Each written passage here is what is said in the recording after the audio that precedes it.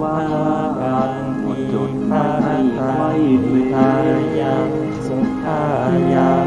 คิดตามเหตุผลสัมมาสัมพุทโธอาจมีโยแย้งเชื่อไปอาจไม่แน่นอนวัดเทตรงทฤษฎีของตนโลวาคาโตอาจจะล้นนั้นเป็นคำสอนธรรมังนัมมัสสารูปลักษณ์นั้นควรสังวรแม้อาจารย์โตภะคะวะโตสา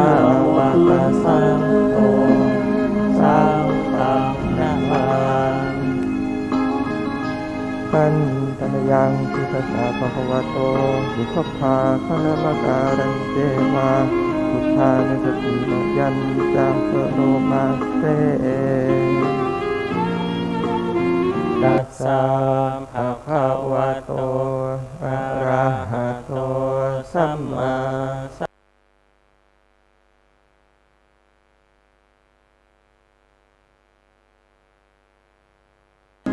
แนวคิดตามเหตุผลปันเปอาจมีโยเยเชื่อไปอาจไม่แน่นอนว่าตรงทฤษฎีของตนเชื่อจนล้นนั้นผิดคำสอนเชื่อรูปลักษณ์นั้นควรสังว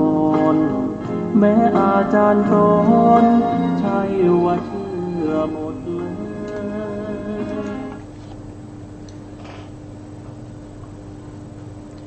พุทธังสรณังกัจฉามิธัมมังสรณังกัจฉามิสังฆังสรณังกัจฉามิการนมัสการพระมหาเถระพระสังฆาธิการพระเถรานุเถระสวัสดีท่านผู้ฟังและผู้ชมทุกท่านกลับมาพบกับรายการศึกษาพระสัทธรรมเพื่อการพ้นทุกข์ครั้งนี้เป็นครั้งที่ 9ในเรื่องของ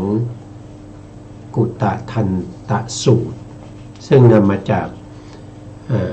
พระไตรปิฎกและอรรถกถาชุด91เล่มอยู่ในเล่มที่12ทีฆนิกาย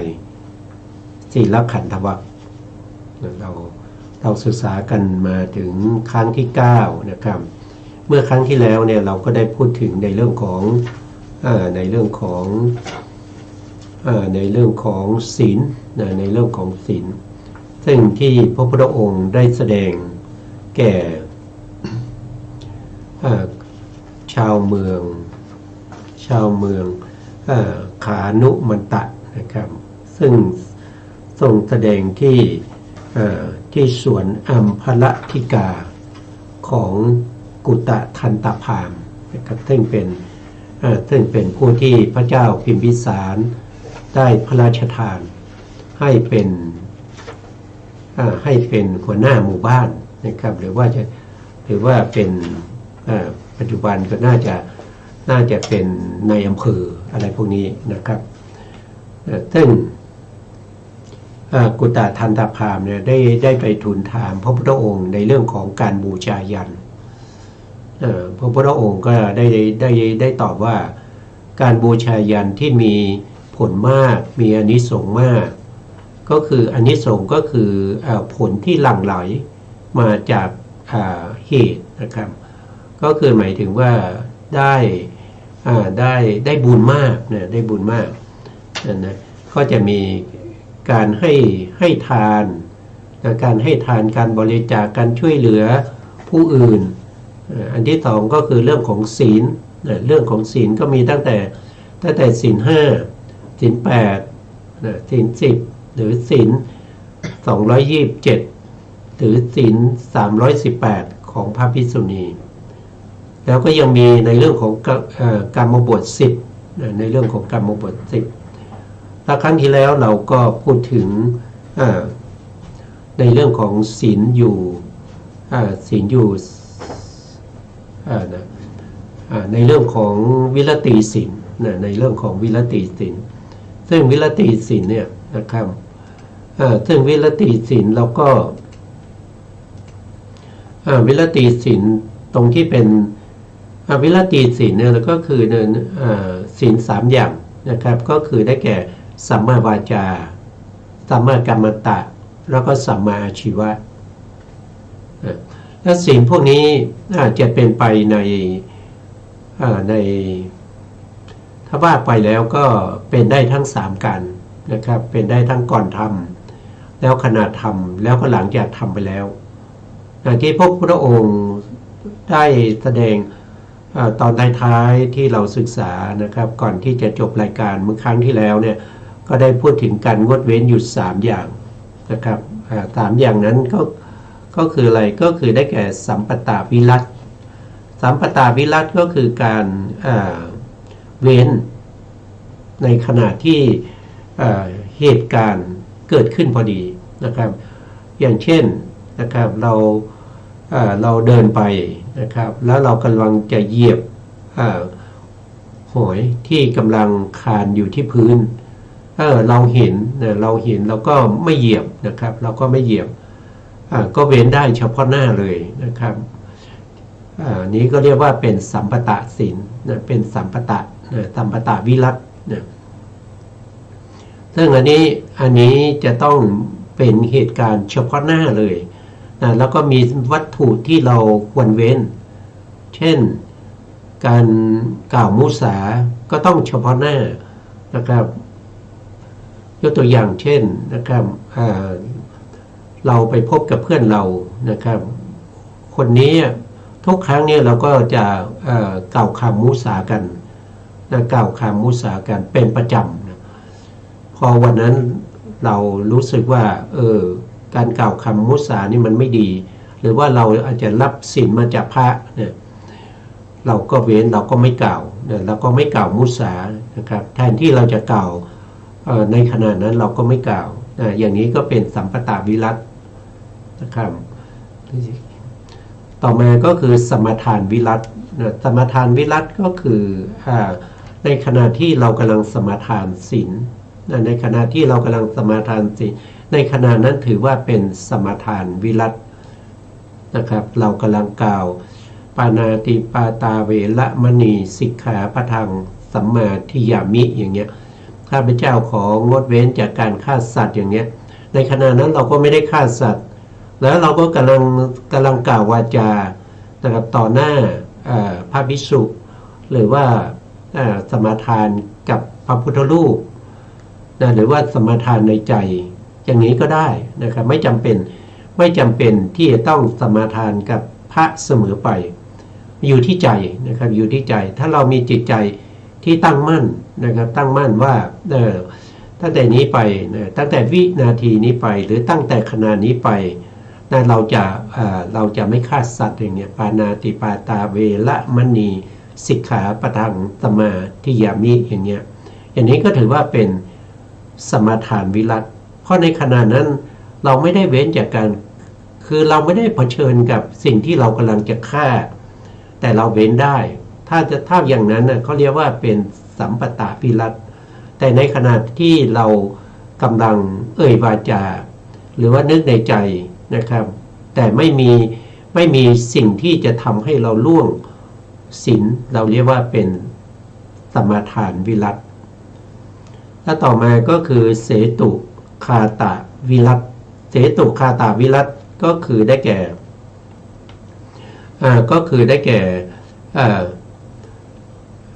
ได้แก่ศีลที่อยู่ในมรรคจิตผลจิตนะซึ่งเป็นศีลที่เป็นโลกุตระเกิดขึ้นในมรรคจิตแล้วก็ผลจิตอันนี้โดยส่วนมากแล้วเราไม่สามารถที่จะรู้ได้เพราะเราไม่เคยได้มรรคได้ผลนะแต่เวลาการเกิดขึ้นของศีลในโลกุตระจิตเนี่ยวิรติ3เนี่ยก็จะเกิดพร้อมกันนะไม่ว่าจะเป็นสัมมาวาจาสัมมากัมมันตะแล้วก็สัมมาอาชีวะไม่จำเป็นจะต้องมีมิตรภาพวัตถุคือวัตถุที่ควรเว้นอยู่เฉพาะหน้าในโลกุตระไม่ต้องมีและในโลกุตระนี้จะเกิดพร้อมกันด้วยทั้งสัมมาวาจาสัมมากัมมันตะสัมมาอาชีวะเกิดพร้อมกันในมรรคจิต เกิดพร้อมกันในผลจิตนะถ้าเป็นโลกียจิตเช่นมหากุศลมหากุศลพวกนี้นะครับเขาจะเกิดได้เฉพาะทีละอย่างถ้าในขณะที่เว้นจากสัมมาวาจานะครับสัมมากัมมันตะก็ไม่เกิดสัมมาอาชีวะก็ไม่เกิดในโลกียะต้องได้ทีละหนึ่งอย่างนะถ้าเป็นสัมปตาวิรัตเราก็ได้หนึ่งอย่างนั่นก็คือถ้าได้เว้นจากการมุสานะครับอย่างอื่นก็ไม่ได้นะเว้นจากการฆ่าสัตว์นะครับก็ได้เฉพาะการฆ่าเว้นจากการฆ่าสัตว์เท่านั้นอย่างอื่นไม่ได้แต่ถ้าไปเกิดในโลกุตระจะได้พร้อมกัน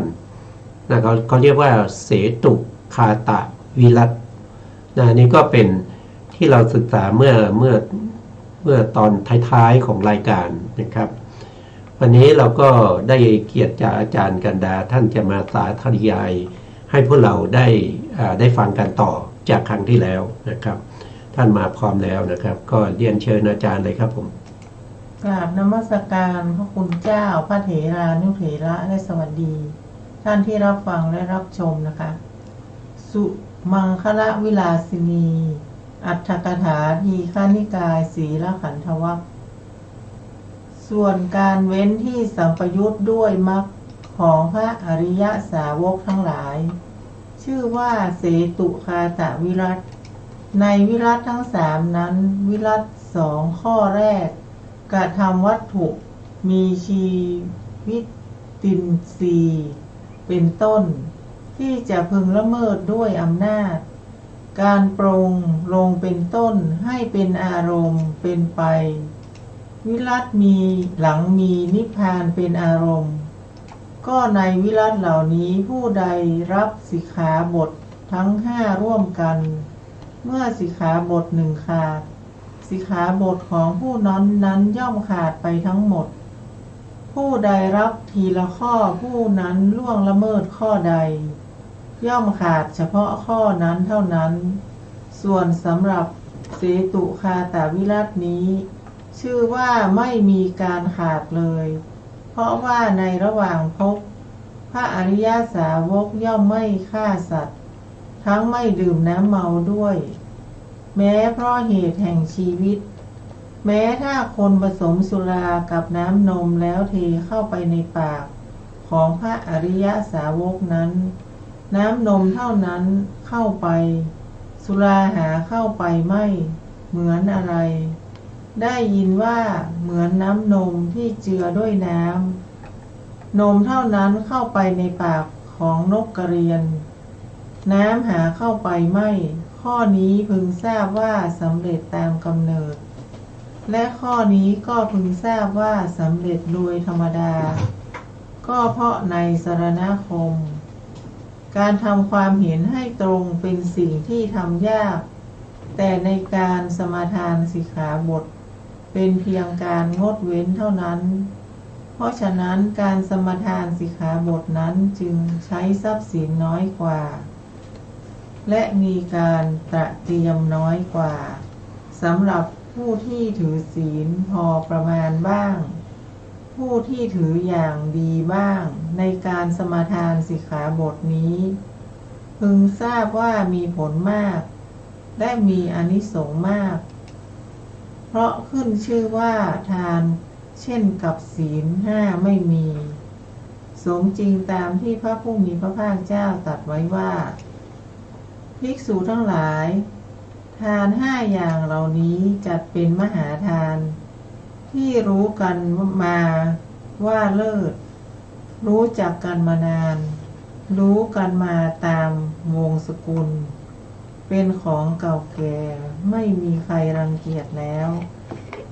ไม่เคยมีใครรังเกียจอันใครๆไม่รังเกียจอยู่จักไม่รังเกียจอันสมณะข้อดีพราหมณ์ก็ดีผู้รู้ก็ดีภิกษุทั้งหลายอริยสาวกในพระธรรมวินัยนี้ละปาณาติบาตเป็นผู้งดเว้นจากปาณาติบาตภิกษุทั้งหลายอริยสาวกผู้งดเว้นจากปาณาติบาตชื่อว่าให้อภัยให้ความไม่มีเวร ให้ความไม่เบียดเบียนกันแก่สัตว์ทั้งหลายหาประมาณไม่ได้ครั้นให้อภัยให้ความไม่มีเวรให้ความไม่เบียดเบียนแก่กันแก่สัตว์ทั้งหลายหาประมาณไม่ได้แล้วย่อมเป็นผู้มีส่วนแห่งความไม่มีภัยแห่งความไม่มีเวรแห่งความไม่เบียดเบียนกันอันหาประมาณไม่ได้ภิกษุทั้งหลายนี้จัดเป็นข้อที่หนึ่งเป็นมหาทานรู้กันมาว่าเลิศรู้กันมานานรู้กันมาตามวงศกุลเป็นของเก่าแก่ไม่มีใครรังเกียจแล้วไม่เคยมีใครรังเกียจอันใครๆไม่รังเกียจอยู่จักไม่รังเกียจอันสมณะก็ดีพราหมณ์ก็ดีผู้รู้ก็ดีไม่ดูแคลนภิกษุทั้งหลายก็ข้ออื่นยังมีอีกอริยสาวกละอทินนาทานละกาเมสุมิจฉาจารละมุสาวาทละการดื่มน้ำเมาหรือสุราเมลัยอันเป็นที่ตั้งแห่งความประมาทภิกษุทั้งหลายทาน5ประการเหล่านั้นแลจัดเป็นมหาทานที่รู้กันมาว่าเลิศผู้รู้ดีทางนี้ค่ะ ครับผมครับนี้ก็เป็นที่พระพุทธองค์ต้องแสดงถึงเรื่องของเขาเรียกว่าสมัยก่อนเนี่ยนะครับเขาโดยพวกที่เป็นพราหมณ์หรือพวกที่เป็นนอกพระพุทธศาสนาเนี่ยเขาก็เรียกว่าเป็นมหายานนะเป็นมหายานพระพุทธองค์ก็ได้แสดงว่านะครับมหายานที่มีอานิสงส์มากแล้วก็มีผลมากกว่าการให้ทานนั้นก็คือได้แก่ศีลได้แก่ศีลเพราะว่าการให้ทานอย่างเดียวนั้นนะครับก็ไม่สามารถที่จะทำให้ผู้ที่หวังความเจริญในพระพุทธศาสนาที่หวังจะได้มรรคได้ผลเนี่ยให้เข้าถึงมรรคผลนิพพานในภพนั้นได้ให้ทานอย่างเดียวจะให้มากแค่ไหนก็ตามในภพนั้นไม่สามารถที่จะเข้าถึงมรรคผลนิพพานได้ส่วนการรักษาศีลตั้งใจประพฤติปฏิบัติในเรื่องของการงดเว้นจากปาณาติบาตนะครับอาทินนาทานกาเมสุมิจฉาจารหรือวจีทุจริตทั้ง4อันนี้สามารถที่จะเป็นเครื่องรองรับซึ่งคุณธรรมชั้นสูงนั่นก็คือมีสมาธิเขาเรียกว่าเป็นสมถะการทำให้ได้ซึ่งปฐมฌานทุติยฌานตติยฌานแล้วก็จตุตฌานตลอดจนถึงอรูปฌานได้แล้วก็ใช้ฌานเหล่านี้เป็นบาตรในการเจริญวิปัสสนาให้เข้าถึงมรรคผลนิพพานได้ในภพนั้นเลยในภพนั้นเลยซึ่งแตกต่างไปจากเรื่องของทานเรื่องของทานอย่างเดียวไม่สามารถที่จะเป็นบาตรไปรองรับสมาธิไม่สามารถเป็นบาตรไปรองรับวิปัสสนาได้นะก็แตกต่างไปจากศีลนี้ทำได้โดยพระพุทธองค์ตรัสว่านะครับถ้าเป็นบัณฑิตก็ทำได้โดยสะดวกนะไม่มีปัญหานะครับแต่ถ้าเป็นคนพาลเนี่ยมันทำยากเนี่ยทำยากการให้ทานจะง่ายกว่านะครับก็คือให้ทานง่ายกว่าให้ทานง่ายกว่าการที่จะรักษาศีลอย่างเช่นปัจจุบันเนี่ยคนที่เขาให้ทานเนี่ยก็มีมากมายนะทั้งในพระพุทธศาสนานอกพระพุทธศาสนาก็ให้ทานกันอยู่แต่คนที่จะรักษาศีลให้บริสุทธิ์เนี่ยมันจะมีน้อยคนนะมันจะมีไม่มากนะไม่เหมือนกับการให้ทาน แต่ถ้าว่าโดยอานิสงส์เนี่ยว่าโดยผลของการให้ทานแล้วก็รักษาศีลการรักษาศีลนะครับการสมาทานศีลการงดเว้นจากข้อประพฤติปฏิบัติที่ไม่ดีเหล่านั้นนะครับมีอานิสงส์มากกว่านะครับก็ที่พระพุทธองค์แสดงก็จะพูดถึงเรื่องของศีลห้านะครับศีลห้านี้ก็คือยันนะก็คือยันที่ในสมัยเมื่อ 2,000 กว่าปีที่แล้วนะที่พระพุทธองค์ได้แสดงนะครับแสดงไปทำไมนะในขณะนั้นแสดงมุ่งหวังที่จะให้ชาวบ้านนะที่ชื่อว่าขานุมตะนะครับซึ่งเป็นเมืองที่กุตทันตพามเนี่ยเป็นเจ้าเมืองอยู่นะเพื่อให้ชาวขานุมตะเนี่ยได้เข้าใจด้วยอัธยาศัยของชนเหล่านั้นเขาชอบบูชายันด้วยการฆ่าสัตว์นะครับบูชาซึ่งมันฆ่าสัตว์เนี่ยมันเป็นลักษณะที่มันเป็นบาปเป็นอกุศลการฆ่าสัตว์เนี่ยไม่ได้ซึ่งอานิสงส์ที่เป็นคุณงามความดีไม่ได้อานิสงส์ที่จะนำให้เราไปเข้าถึงความสุขได้ได้แต่อานิสงส์ที่จะนำผู้ฆ่าและผู้สั่งฆ่าไปสู่อบายนะครับไปสู่นรกนะครับผู้ที่พลอยยินดีในพลอยยินดีของการฆ่าสัตว์ผู้นั้นก็จะได้รับผลของกรรมนั้นเหมือนกันนะครับก็คือได้รับผลเราไม่ได้ทำเองนะครับแต่เราพลอยยินดีว่าเขาฆ่าสัตว์แล้วเราจะได้เอาเนื้อสัตว์เนี่ยไปปรุงอาหารได้พวกนี้ก็จะได้รับผลของกรรมนั้นในประวัติการก็คือกรรมนั้นให้ผลหลังจากเกิดมาแล้วในขนาดเกิดเนี่ยเขาให้ผลไม่ได้ก็จริงแต่เขาจะให้ผลในขณะที่เราเกิดมาแล้วนะเกิดมาแล้วเช่นอะไรนะครับก็อย่างยกตัวอย่างเช่นสมัยที่พระพุทธเจ้าของเรายังเป็นพระโพธิสัตว์อยู่พระพุทธองค์ก็มีความในสมัยนั้นเป็นพระโพธิสัตว์พระโพธิสัตว์ก็มีความยินดีกับพญาติทั้งหลายที่ไปหาปลาแล้วก็ได้ปลามาเยอะเป็นชาวประมงได้ปลามามากมายนะครับแต่พระโพธิสัตว์นี้ท่านไม่ได้ไปหาปลาด้วยนะครับแต่หลังจากที่พญาติทั้งหลายกลับมาได้ปลามาเยอะเนี่ยพระโพธิสัตว์ก็ยินดีด้วยนะยินดีด้วยนั่นเป็นการยินดีในการทำบาปของคนอื่นเพราะฉะนั้นในภพสุดท้ายก็คือหลังจากที่เป็นพระพุทธเจ้าแล้วเนี่ยพระพุทธเจ้าเนี่ยก็เวียนศีรษะนะปวดพระเศียรอยู่บ่อยๆพระพุทธองค์ก็ได้ตรัสว่าการที่เราเวียนศีรษะหรือปวดเศียรนะครับก็เนื่องจากว่า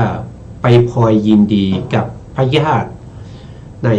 อดีตชาตินะครับที่เขาทำบาปแล้วก็ไปยินดีกับเขานะจึงส่งผลมาให้เวียนศีรษะหรือปวดพระเศียรอยู่บ่อยๆเพราะฉะนั้นเวลาที่เราเห็นเขาฆ่าสัตว์เราไม่ควรจะไปยินดีไม่ต้องไปพูดจายินดีส่งเสริมไม่ต้องไปยินร้ายกับเขานะครับเราควรจะแผ่เมตตานะครับแผ่เมตตาว่าสัตว์ทั้งหลายย่อมมีกรรมเป็นของตนใครทำกรรมใดก็ย่อมได้กรรมนั้นนะครับสัตว์ที่ถูกเขาฆ่าเนี่ยก็ทำกรรมในอดีตก็คือเคยฆ่ามาก่อนมาในภพนี้จึงถูกพวกนี้ฆ่านะครับแล้วพวกนี้เขาก็ทำกรรมใหม่นะเขาก็ทำกรรมใหม่เมื่อเขาทำกรรมใหม่ ในภพต่อๆไป เมื่อกรรมนี้มีโอกาสเขาก็จะถูกฆ่าทำให้เขาเนี่ยอายุสั้น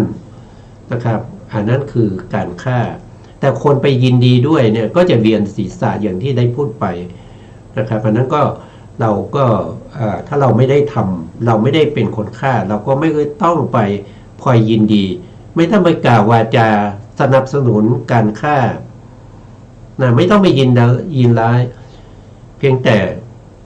เกิดความสงสารใครก็สงสารคนฆ่าต้องไปชดใช้กรรมในอนาคตผู้ถูกฆ่าก็เคยฆ่าสัตว์อื่นมาแล้วในอดีตปัจจุบันจึงถูกฆ่าเราก็ต้องเข้าหาพระธรรมนะครับทำจิตใจของเราให้ยินดีอะไรก็คือยินดีในพระธรรมนะครับไม่ใช่ยินดีกับคนฆ่าแล้วก็ยินดีกับผู้ถูกฆ่านั่นก็เป็นสิ่งที่เราควรจะควรจะสังวรนะครับต่อไปก็เรียนเชิญอาจารย์ช่วยสาธยายต่อครับผม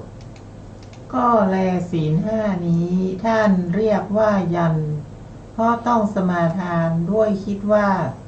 เราจะรักษาโดยสละความเยื่อใยในตนและความเยื่อใยในชีวิตบรรดาศีลและสรณคมนั้นสรณคมนั่นแลเป็นใหญ่กว่าศีลห้าแม้โดยแท้แต่ศีลห้านี้ท่านกล่าวว่ามีผลมากกว่าเพราะต้องตั้งอยู่ในสรณะจึงรักษาศีลได้พราหมณ์ได้ฟังแม้ข้อนี้แล้วก็ยังคิดว่าการที่รักษาศีลห้าก็ยังหนักอยู่สิ่งอะไรอย่างอื่นทำนองนี้แหละที่มีการใช้ทรัพย์สินน้อยกว่าและมีผลมากกว่าศีลห้านี้มีอยู่หรือหนอลำดับนั้นเมื่อจะทูลถามถึงข้อนั้นเขาจึงกราบทูลอีกว่าข้าแต่พระโคดมผู้เจริญก็มีอยู่หรือเป็นต้นลำดับนั้นพระผู้มีพระภาคเจ้ามีพระประสงค์จะทรงแสดงความที่ยันมีปฐมฌานเป็นต้นของผู้ที่ดำรงอยู่ในความบริบูรณ์ด้วยศีล3ประการเป็นสิ่งที่ใช้ทรัพย์สินน้อยกว่าและมีผลมากกว่าแก่พราหมณ์นั้นจึงทรงเริ่มพระธรรมเทศนาจำเดิมแต่การอุบัติขึ้นของพระพุทธเจ้าจึงตัดพระดำรัสว่าพราหมณ์พระตถาคตเสด็จอุบัติขึ้นในโลกในข้อนี้บุคคลพูดถึงพร้อมด้วยคุณตามที่กล่าวมาแล้วนั้นแล้วตอนต้นดำรงอยู่ในปฐมฌานเป็นต้นแล้วทำทุติยฌานเป็นต้นให้เกิดอยู่ย่อมไม่ลำบากเพราะฉะนั้นฌานเหล่านั้นจึงมีการใช้ทรัพย์สินน้อยมีการตระเตรียมน้อยก็ในฌานเหล่านี้ปฐมฌานทำให้มีอายุในพรหมโลก1 กับทุติยฌาน8 กับตติยฌาน64 กับจตุตถฌาน500 กับจตุตถฌานนั้นนั่นแหละอันบุคคลเจริญด้วยอำนาจแห่งสมาบัติมีอากาสานัญจายตนะเป็นต้นย่อมให้อายุตลอด 20,000 กับ 40,000 กับ 60,000 กับและ 84,000 กับเพราะฉะนั้นฌานจึงมีผลมากกว่าและมีอานิสงส์มากกว่าข้อฌานนั้นพึงทราบว่าเป็นยันเพราะสละเสียได้ซึ่งธรรมอันเป็นข้าศึกมีนิวรณ์เป็นต้นค่ะครับ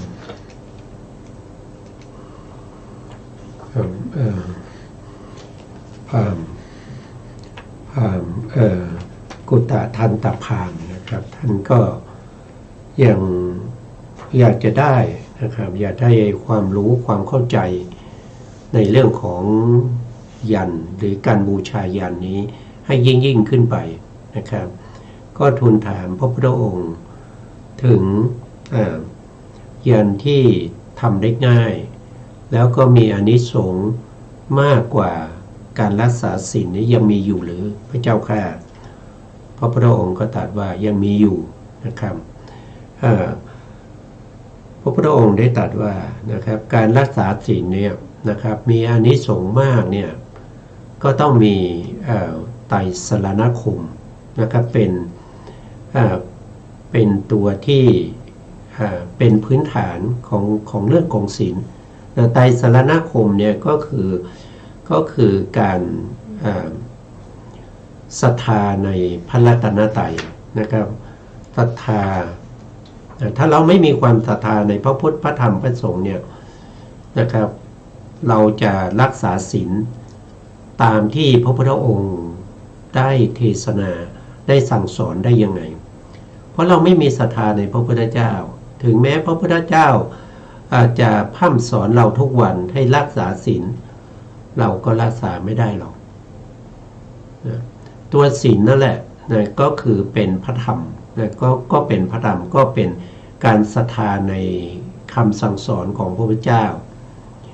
แล้วพระสงฆ์คือใครพระสงฆ์ก็คือผู้ที่ปฏิบัติตามคำสั่งสอนของพระพุทธเจ้าแล้วเข้าถึงความเป็นพระอริยะตั้งแต่โสดาบันไปจนถึงความเป็นพระอรหันต์เหล่านั้นก็เป็นพระสงฆ์เป็นสาวกของพระเจ้าผู้ใดมีความศรัทธายึดถือไตรสรณคมผู้นั้นก็จะรักษาศีลได้อันนี้ก็ถือว่าไม่ยากนะครับไม่ยากแล้วก็ต่อไปพระองค์ก็แสดงถึง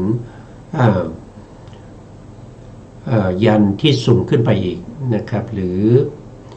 ศีลที่เรารักษาดีแล้วนะครับก็จะเป็นบาตรเป็นพื้นฐานไปรองรับในเรื่องของสมาธิในเรื่องของสมถะนะครับที่ทำให้จิตสงบตั้งมั่นอยู่ในปฐมฌานปฐมฌานก็คือการปฏิบัติเรื่องของสมถะจนสามารถที่จะข่มเสียซึ่งนิวรณ์5ไม่ว่าจะเป็นกามฉันทานิวรณ์พยาปาทานิวรณ์ทีนามิทานิวรณ์อุทจักกุกุจจานิวรณ์แล้วก็วิจิกิจฉานิวรณ์ทั้งหมดสงบไปด้วยอำนาจของปฐมฌานอันมีวิตกวิจารปิติสุขเอกคตาเป็นองค์ฌานตั้งมั่นอยู่ในอารมณ์ใดอารมณ์หนึ่งใน25อารมณ์ก็มีกสิณ10อสุภาษ10พรหมวิหาร3เว้นอุเบกขาแล้วก็มีกายคตาสติ1อารมณ์พวกนี้เป็นอารมณ์ของปฐมฌานแล้วก็ถ้าเรายังมีความพยายามมีความสามารถเราก็สามารถที่จะละวิตกกับวิจารเพื่อเข้าถึงทุติยฌานซึ่งเป็นฌานสมาธิระดับที่2เมื่อเราละวิตกวิจารได้ทุติยฌานแล้วเราก็ทำให้เกิดความชำนาญจนสามารถที่จะละปีติได้ก็เข้าถึงฌานที่3แล้วเราละสุขได้เพิ่มอุเบกขาเข้าไปก็เป็นฌานที่4ตลอดไปจนถึงอรูปฌานเมื่อเราได้อรูปฌานไม่ว่าจะเป็นอากาสานัญจายตนะวิญญาณัญจายตนะอกินจัญญายตนะเนวสัญญานาสัญญายตนะแล้วเราก็จะได้อานิสงส์อานิสงส์คืออะไรถ้าเราตายจากพวกนี้ฌานยังไม่เสื่อมก็ไปเกิดในอรูปภูมิอรูปภูมิก็เป็นชั้นที่1อากาสานัญจายตนะภูมิอากาสานัญจายตนะภูมินี้ก็จะมีอายุอยู่ถึง 20,000 มหากัปที่เรามีชีวิตอยู่ทุกวันนี้อย่างมากก็100 ปี100 ปีเนี่ยยังไม่ถึงเสี้ยวที่16ของกัป1เลย1กัปเนี่ย ยาวนานมากนะครับเพราะฉะนั้นผู้ที่ไปเกิดในอรูปภูมิ 20,000 มหากรัมเนี่ยท่านมีความสุขอยู่ในฌานของท่านเนี่ยยาวมากนะครับยาวมากถ้าขึ้นไปถึงอรูปฌานชั้นที่2นะก็จะเป็นวิญญาณัญจายตนะก็มีอายุอยู่ถึง 40,000 มหากรัมนะถ้าพยากินจัญญายตนะระดับที่3ก็มีถึง 60,000 มหากรัมถ้าไปอยู่ถึงเนวสัญญานาสัญญายตนะก็มีถึง 84,000 มหากรัมโอ้ยาวนานเหลือเกินสวยความสุขอยู่ในภพภูมิเหล่านั้นอันนี้ก็เป็นความสุขหรือเป็นอานิสงส์ที่ได้จากการเจริญสมถะนะครับเจริญสมถะสมาธิจนได้อรูปฌานนะครับจะมีอะไรต่อไปเราก็ขอเรียนเชิญอาจารย์กันดาท่านจะได้สาธยายต่อไปครับเชิญครับอาจารย์ครับแม้วิปัสสนาญาณบุคคลตั้งอยู่แล้วในคุณทั้งหลายมีจตุตถฌานเป็นที่สุดให้เกิดอยู่ก็ไม่ลำบากเพราะฉะนั้นจึงมีการใช้ทรัพย์สินน้อยมีการตระเตรียมน้อยก็วิปัสสนาญาณนี้มีผลมากเพราะไม่มีสุขใดที่เสมอเหมือนด้วยสุขอันเกิดจากวิปัสสนาท่านเรียกว่ายันเพราะละเสียได้ซึ่งกิเลสอันเป็นข้าศึกแม้มโนมยิทธิบุคคลตั้งอยู่แล้วในวิปัสสนาญาณให้เกิดขึ้นอยู่ก็ไม่ลำบากเพราะฉะนั้นมโนมยิทธิจึงมีการใช้ทรัพย์สินน้อยมีการตระเตรียมน้อยชื่อว่ามีผลมากเพราะสามารถเนรมิตรูปเช่นกับรูปของตนได้ชื่อว่ายันเพราะละเสียได้ซึ่งกิเลสอันเป็นข้าศึกของตนแม้ญาณมีอิทธิวิชญาณเป็นต้นบุคคลตั้งอยู่แล้วในมโนมยญาณเป็นต้นให้เกิดขึ้นอยู่ก็ไม่ลำบากเพราะฉะนั้นอิทธิวิทยานเป็นต้นจึงมีการใช้ทรัพย์สินน้อยมีการตระเตรียมน้อยชื่อว่ายันเพราะละกิเลสอันเป็นข้าศึกของตนเสียได้ก็ในญาณเหล่านี้อิทธิวิทยานพึงทราบว่ามีผลมากเพราะสามารถแสดงการกระทำแปลกๆมีอย่างต่างๆทิพยสูตรพึงทราบว่ามีผลมากเพราะสามารถฟังเสียงของเทวดาและมนุษย์ได้เจโตปริยญาณพึงทราบว่ามีผลมากเพราะสามารถรู้จิต16อย่างของผู้อื่นได้อุเพนิวาสานุสติญาณพึงทราบว่ามีผลมากเพราะสามารถตามระลึก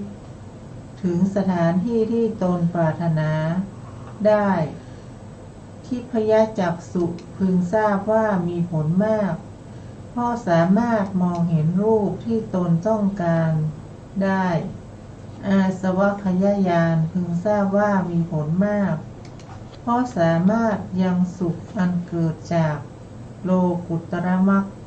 อันประณีตยิ่งให้สำเร็จได้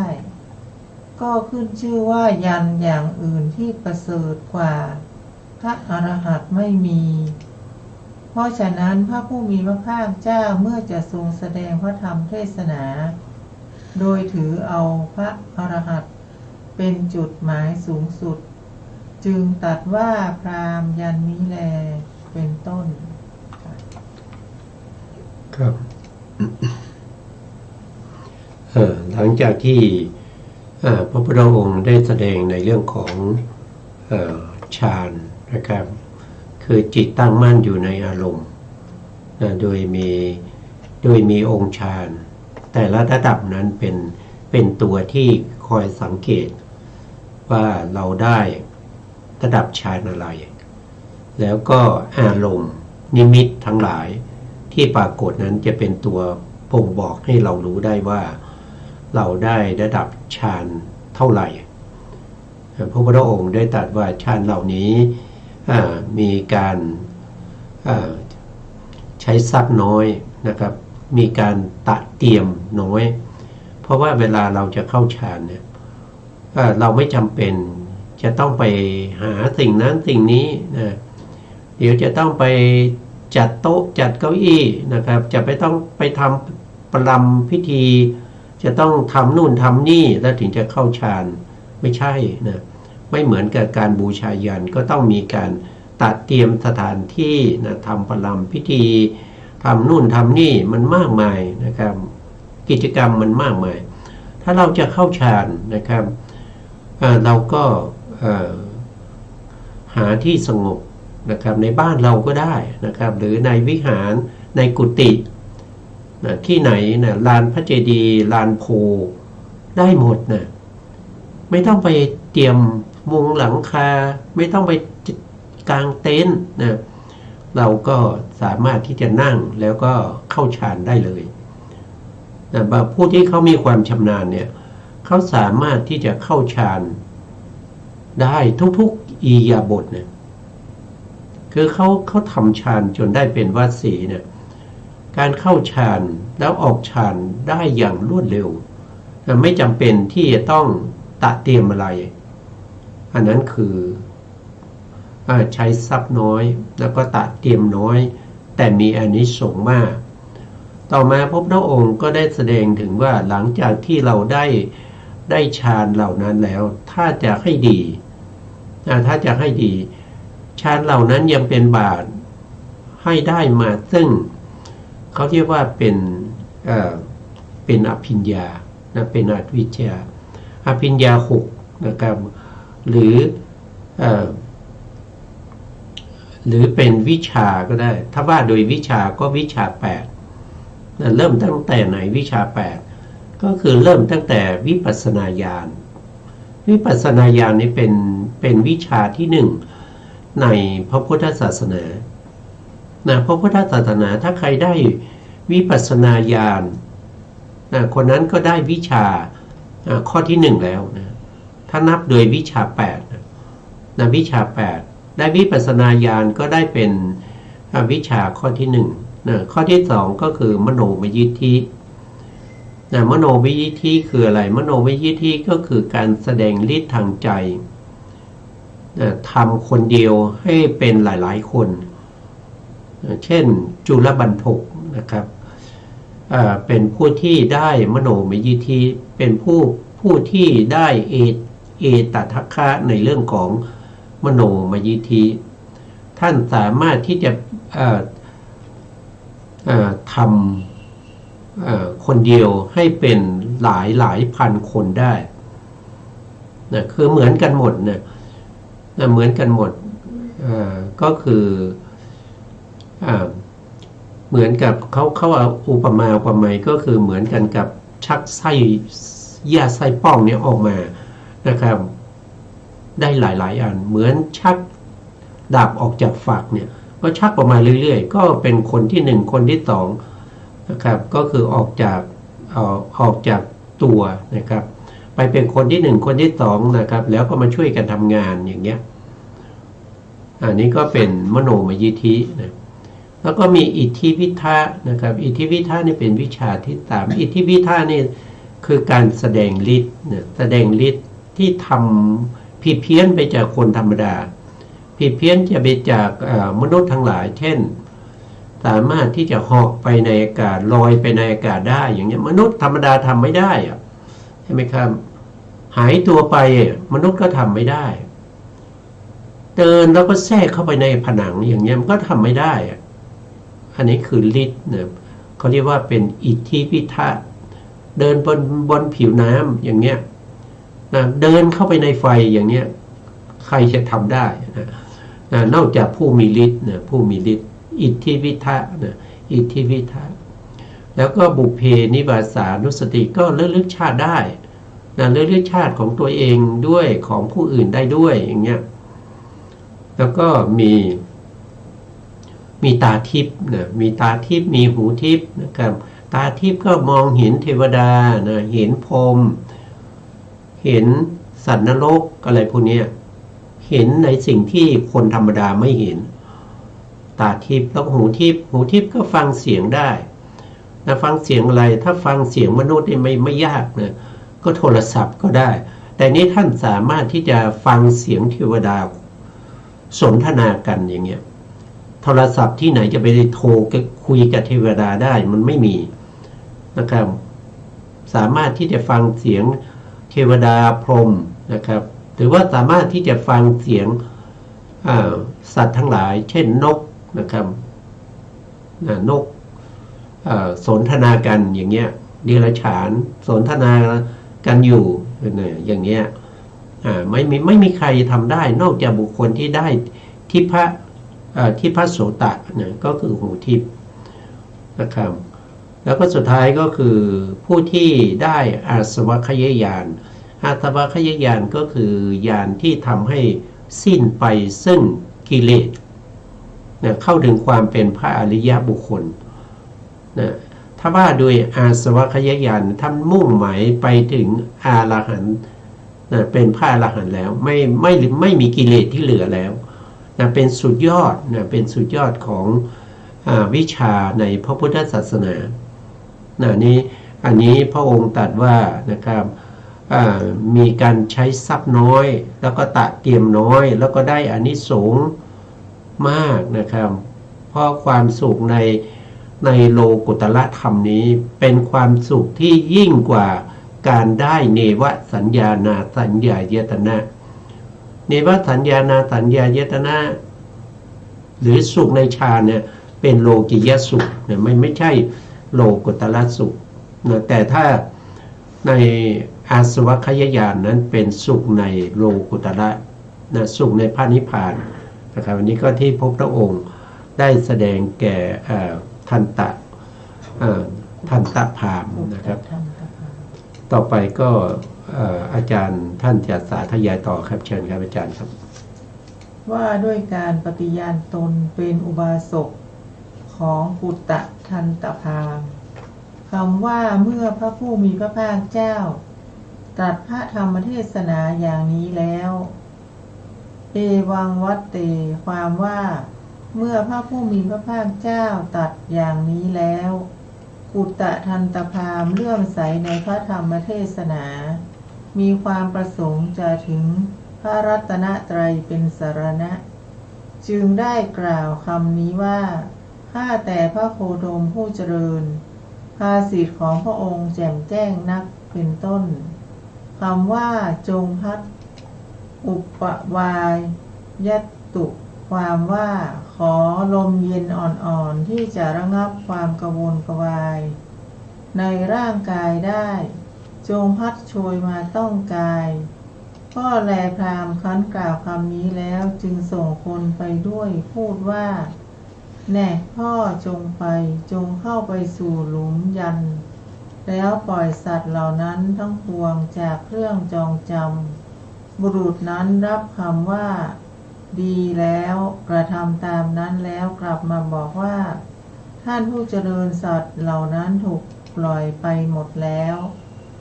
พราหมณ์ยังไม่ได้ทราบความเป็นไปนั้นตราบใดพระผู้มีพระภาคเจ้ายังไม่ทรงแสดงธรรมตราบนั้นเพราะเหตุใดเพราะในจิตของพราหมณ์ยังมีความยุ่งเหยิงอยู่แต่พอได้ยินว่าสัตว์มากมายเทียวหนอ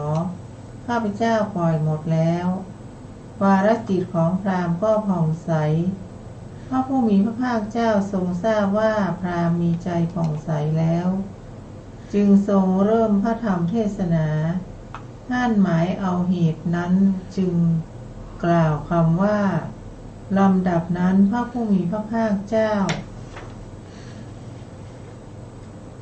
คำว่าเป็นต้นมีจิตควร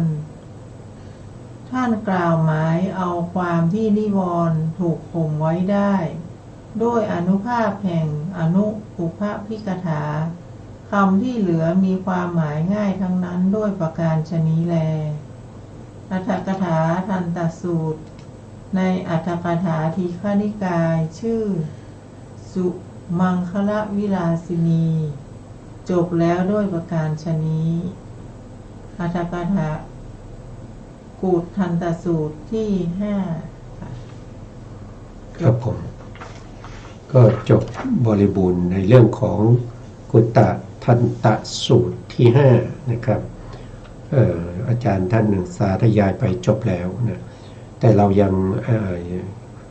งมีข้อความที่จะทำความเข้าใจอยู่บ้างเล็กน้อยนะนั่นก็คือหลังจากที่พระพุทธองค์ทรงแสดงในเรื่องของวิชา8จบลงแล้วนะครับนะวิชา8นั่นก็คือสุดท้ายวิชาสุดท้ายนั่นก็คืออาสวะขยญาณก็สิ้นจากอาสวะได้เข้าถึงความเป็นพระอรหันต์นะครับแต่กุตตะทันตพามฟังแล้วก็เข้าใจทั้งหมดแต่ว่าจิตใจของท่านยังกังวลอยู่กังวลอยู่เรื่องอะไรนะก็กังวลอยู่ในเรื่องของสัตว์ที่ตัวเองไปจงจำก็คือเอามาเตรียมเพื่อจะบูชายันคือไปรวบรวมสัตว์มานะครับด้วยการซื้อหาหรือว่าด้วยการจับมานะทั้งหมดทั้งมวลที่เอามาผูกเอามาจงจำไว้เนี่ยนะครับยังมีอยู่นะครับเพราะฉะนั้นจิตใจของท่านก็กระวนกระวายถึงเรื่องนั้นนะครับก็เลยจิตใจไม่สงบมีนิวรณ์เขาแทรกท่านบอกว่านิวรณ์ถ้าเราพูดถึงนิวรณ์เนี่ยนิวรณ์คืออะไรนิวรณ์ก็คือสภาพธรรมทั้งหลายที่คอยที่จะกีดกันหรือเข้ามากั้นมาขวางคุณงามความดีที่จะเกิดขึ้นในใจของเราจิตใจของเราถ้าไม่มีนิวรณ์เนี่ยจิตใจของเรานั้นก็จะเป็นมหากุศลโดยทั่วไปก็เป็นมหากุศลถ้าจิตใจไหนมีนิวรณ์นะจิตใจนั้นก็จะเป็นอกุศลแล้วนิวรณ์เหล่านี้นะครับก็ละได้ด้วยว่าไปแล้วละได้ด้วยหนึ่งก็คือละได้ด้วยศีลศีลนี่เป็นตัวที่จะชำระนิวรณ์เหล่านั้นนะครับเมื่อเราไม่มีความเดือดร้อนใจไม่มีความเดือดร้อนใจเพราะเราสามารถที่จะรักษาศีลให้บริสุทธิ์ผ่องใสไม่มีความด่างพร้อยในศีลจิตใจของเราก็ไม่มีความเดือดร้อนไม่มีความรำคาญใจอันนั้นก็เป็นบาตรเป็นพื้นฐานให้เราได้สมาธินะได้สมาธิพอเราได้สมาธิแล้วเนี่ยนะครับนิวรณ์ทั้งหลายก็จะสงบนะมันก็เป็นระดับมานะครับขั้นแรกเรื่องของศีลก็ละนิวรณ์ได้บางอย่างนะครับต่อมาก็สมาธิก็ละนิวรณ์ในระดับที่ละเอียดขึ้นนะครับเมื่อได้ปฐมฌานนิวรณ์5ก็สงบไปนะครับแต่ยังเหลือถ้าว่าโดยพระอภิธรรมเนี่ยนิวรณ์เนี่ยมันมี6นะนอกจากจะมีกัมมฉันทานิวรณ์นะครับ1กัมมฉันทานิวรณ์2พยาปาทานิวรณ์3ถีนมิทานิวรณ์4อุทธัจจะกุกุจจานิวรณ์5วิจิกิจฉานิวรณ์6ก็คือได้แก่อวิชชานิวรณ์ในโลกิยธรรมเนี่ยนะครับสูงสุดก็อยู่ที่ไหนก็อยู่ที่เนวสัญญานาสัญญายตนะเนวสัญญานาสัญญายตนะนะครับที่สูงสุดในโลกิยฌานเนี่ยละได้นิวรณ์5นะครับนิวรณ์ข้อที่6เนี่ยต้องละได้ด้วยวิปัสสนาญาณวิปัสสนาญาณก็คือการเจริญสติปัฏฐานจนเข้าถึงวิปัสสนาญาณชั้นสูงก็จะละเสียซึ่งอวิชชาที่เป็นโลกิยะไฟโลกิยะนะแต่ถ้าเราเข้าถึงเจริญวิปัสสนาไปจนถึงวิปัสสนาชั้นสูงแล้วก็อนุโลมไปโคตภูแล้วก็เข้าถึงมรรคญาณผลญาณอย่างนี้ตรงนั้นเราก็ละอวิชชาซึ่งเป็นนิวรณ์ระดับที่6แต่ละอวิชชาได้ทั้งหมดก็ต้องไปถึงอรหันตมรรค เมื่อเราได้อรหันตมรรคแล้วนิวรณ์ทั้ง6นั้นจะไม่มี เพราะเป็นการละนิวรณ์แบบสมุจเฉทประหารก็คือละแล้วไม่เกิดอีกนะครับไม่มีนิวรณ์ใดๆเกิดขึ้นอีกเลยแก่บุคคลนั้นนะครับเพราะว่าเขาละได้ด้วยความเป็นสมุจเฉทละได้ด้วยอรหันตมรรคนะครับซึ่งมีพระนิพพานเป็นอารมณ์อันนี้เป็นอะไรก็เป็นแนวทางในการปฏิบัติในเรื่องของในทางพระพุทธศาสนาที่เรียกว่าการเจริญญาณหรือการทำให้มีญาณนะครับเพื่อบูชาญาณนะครับญาณ3บริขาร18นะที่ได้พระพุทธองค์แสดงมาตั้งแต่ต้นนะเมื่อกุตทันตพราหมณ์ให้คนไปปล่อยสัตว์ทั้งหลายแล้วนะครับแล้วเขามาบอกว่าตอนนี้ปล่อยหมดแล้วจิตใจของท่านก็สงบลงพระพุทธองค์ก็แสดงอะไรก็แสดงเรื่องของการสงเคราะห์ลงในอริยสัจนะครับด้วยอนุบุพภวิหารธรรมนะครับก็ทำให้ท่านนั้นได้โสดาบันนะครับแล้วก็เข้าถึงพระพุทธศาสนาอย่างมั่นคงนะครับอันนี้ก็จบในเรื่องของกุตทันตพราหมณ์นะครับวันนี้เราก็จบแล้วครับสุดท้ายนี้ก็ขอกราบขอบพระคุณพระครูสมุทรวิศวะวรกิจโจผู้อำนวยการสถานีวิทยุเพื่อการศึกษาพระพุทธศาสนาและวัฒนธรรม FM 104.5 เมกะเฮิรตซ์วัดไฟหินจังหวัดเชียงใหม่และขอกราบขอบคุณพระครูปริยัติยานุศาสตร์ขอบคุณท่านผู้การธนเดชะแล้วก็ขอบคุณท่านผู้ฟังและผู้ชมทุกท่านนะครับที่ให้เกียรติติดตามในรายการศึกษาพระสัทธรรมเพื่อการพ้นทุกข์นะพบกันใหม่ในโอกาสต่อไปครับวันนี้ลาไปก่อนครับสวัสดีครับสวัสดีค่ะ